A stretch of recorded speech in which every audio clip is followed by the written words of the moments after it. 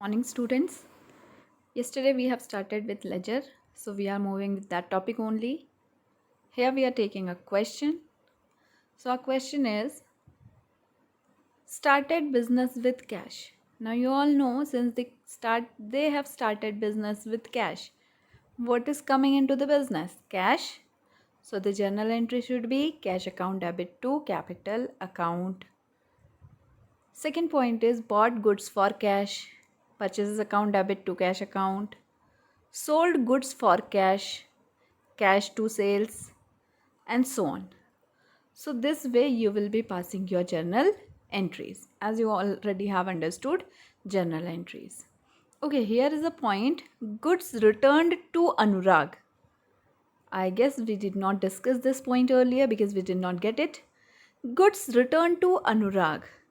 Now we have returned goods. If you can see earlier, we have bought goods from Anurag. Since we have bought goods from Anurag, we have passed journal entry purchases account debit to Anurag's account. Now we are returning him goods back. So since we are returning him goods back, so our purchases is technically moving out. Since purchases having a debit balance, when it is moving out, it need to be credited. And goods are going from the business. So the journal entry should be, to whom we have returned goods? To Anurag. So since we have returned goods to Anurag, so he is the receiver of the goods. And that's why he need to be debited. So Anurag's account debit to purchase return account, because purchase is being returned, which causes purchase return. So the journal entry will be Anurag's account debit to purchases account. Next point we have is sold goods for cash. Simple journal entry, Paid electricity bill, electricity account debit to cash account. Paid for telephone bill, telephone expenses account debit to cash account.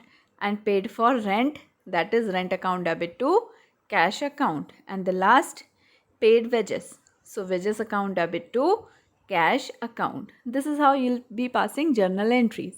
I'm moving a bit faster here because I know that you people are aware of journals. So here you can see that we have your journals. Now moving towards with the journal. Yesterday we have discussed that we must know to prepare ledgers. So before preparing these ledgers, now you must be able to calculate the number of ledgers that you are going to prepare. So the first ledger you will be preparing, first entry you can see cash account debit and capital account credit. So you will be preparing both accounts. That means here you got two accounts to be prepared, cash and capital. In the second entry, purchases and cash. Cash, so you already have prepared. So you will be preparing here purchases account. That means by the time you have got three accounts to be prepared. Then cash to sales. Since cash you already have prepared, so the next account will be sales account. Next we have is Shravan to sales. Sales we already have prepared. So here we'll be preparing Shravan. Purchases to Anurag. Since we have prepared purchases, so purchases will not be preparing again. But Anurag had not been prepared so far. So Anurag is the next account. So here you can discuss cash, capital, purchases, sales for Shravan 5 and Anurag 6. So by the time you have got 6 accounts to be prepared. Then Anurag to purchase return. That means purchase return is the next account. Next is cash sales, both you have prepared. Next is electricity expenses, cash you already have prepared. Next will be telephone expenses, then rent account, and the last one is wages account. So you can count that in total we are going to prepare 13 accounts, 13 ledger accounts. So here moving towards your first entry, as we already have discussed, In first entry, cash is debit and capital is credit. So you'll be moving towards account. First of all, you'll go to cash account. Since cash is debited, so you'll move to cash, and on the debit side, you will be writing to capital account, and capital is being credited. So in capital account, you'll be writing by cash account. In capital, you'll be writing by cash account. Yes, so here you can see capital account. We have credited capital account, so that is by capital account, by cash account, that is amounting to rupees 1 lakh, whatever the cash is brought into the business. The next entry that we have is purchases account debit to cash account. So here you'll be writing the first part into purchases account. You'll be going to purchases account and you'll be writing here to cash account. You can see here we have written to cash account. And in cash, you'll be again going in cash and will be writing, because cash is at the credit side. So on the credit side, you'll be writing cash is credited because of purchases. So by purchases account.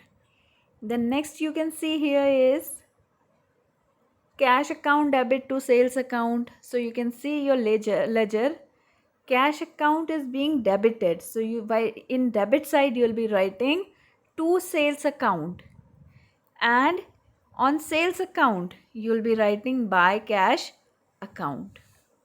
The next entry we have is Shravan account debit to sales account. So here you'll be going to Shravan's account, and on the debit side you will have to write to sales, and in sales you'll be going to credit side and will be writing by Shravan. Purchases account debit to Anurag's account. So purchases is debited, and that's why you'll go to purchases account and will write to Anurag, because purchases is debited by Anurag, and in Anurag's account you will have to write by purchases. The next point you have is Anurag's account debit to purchase return account. Here Anurag is debited, so you'll have to write Anurag's account debit में you'll be writing to purchase return account 5,000, and purchase return का credit में you will have to write by Anurag, that is 500. The next we have is cash account debit to sales account. So you'll be going to cash account, and debit side you will have to write to sales. Sales का credit side you will have to write by cash.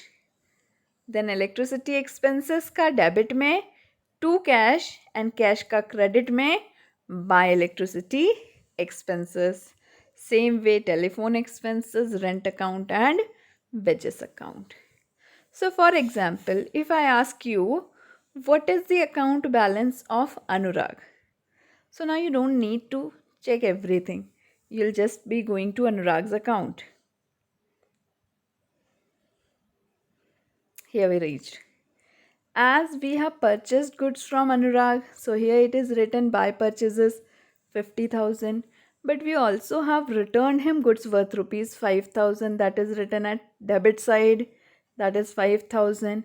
So you can say that we have purchased goods from Anurag for 50,000 and we have returned him 5,000 ka goods. That means we have to pay 45,000 to Anurag, and that is the balance which is there with you to be paid to Anurag. So you have written to balance carry down 45,000 to be paid to Anurag.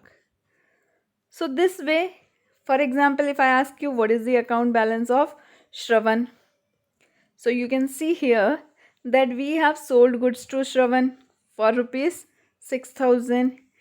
He neither returned us any good nor he paid us. So the entire balance of 6,000 is receivable from Shravan. So this is how we post ledger accounts, so that we can get to know every account detail on that basis only. Okay, moving towards here, if you can see here, somehow the capital account here is wrongly written, because as we have discussed that cash account debit to capital account, so capital was credited. So here at the credit side there should have been by cash 1 lakh, and here at the debit side it should have been to balance carried down.